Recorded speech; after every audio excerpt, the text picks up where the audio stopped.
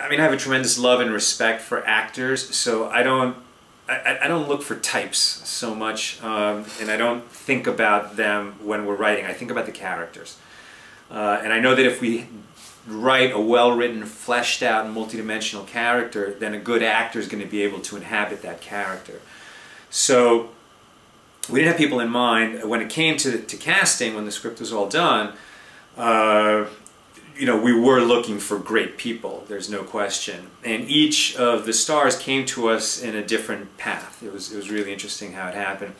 You know, Lincoln, I mean, Lincoln is Lincoln, and we looked at a lot of people, and, you know, there were definitely good actors and interesting stuff, but when Tom Amandis came in, I gotta say, it was like the world shifted for me. It was a very, very interesting moment. He came in, and he did something that Lincoln does, which Lincoln, before he gave a speech, he was known that he would stand in front of the room and he would take this long pause where people wondered, what's he doing? You know, is he going to talk? And he was just waiting for the people's energy to settle down and to get completely focused. And he had a real sense of drama. Lincoln was a dramatic man. He knew how to command a room.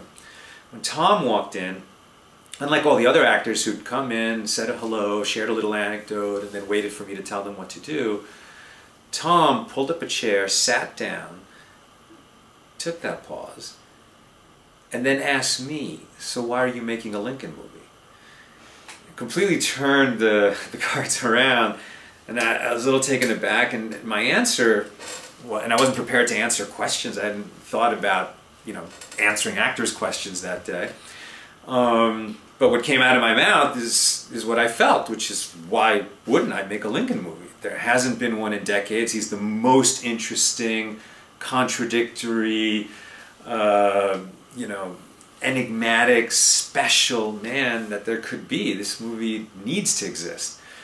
After we had this conversation, I was thinking, God, I hope this guy can act, because he'd be amazing to work with. And of course, he could really act. Tom was so prepared that, I mean, really within the first sentence I knew the part was his. So now Lee Coco is a different story. Looking for Lamon, we thought that Lincoln would be the harder one to find because it's Lincoln. Looking for Lamon was not easy, however, because I did have a lot of requirements for this. Lamon had to be large. I mean, he has to be an imposing man that you believe is a bodyguard.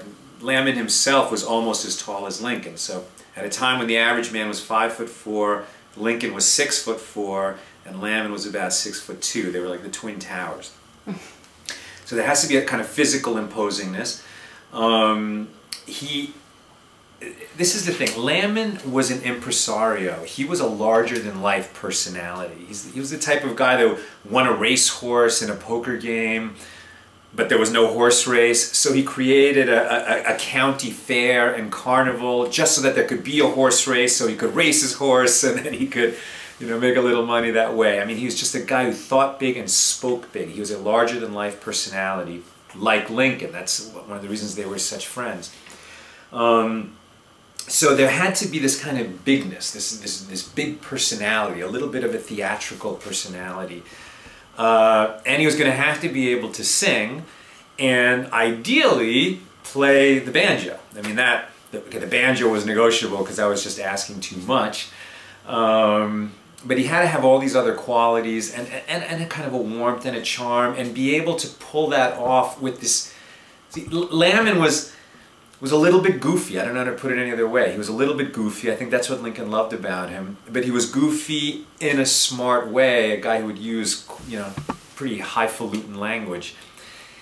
Looking for that guy was difficult. We, you know, saw many people. Lee Coco came in, and right away I sparked to him. He could sing. He actually brought his guitar to the audition. That was great. He had the stature. He was handsome in the right way. And he was a little bit understated, and I was trying to get him bigger, and that sort of bigger, goofier personality that would be appropriate for Lamon. And he was keeping it sedate, and so it wasn't quite right.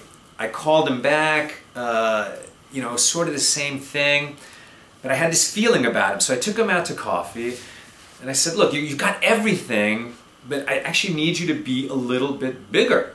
And And he started laughing, and he said, you know, I've been in theater for so long, I've come to Hollywood, I've been working with an acting coach for a year to become more film.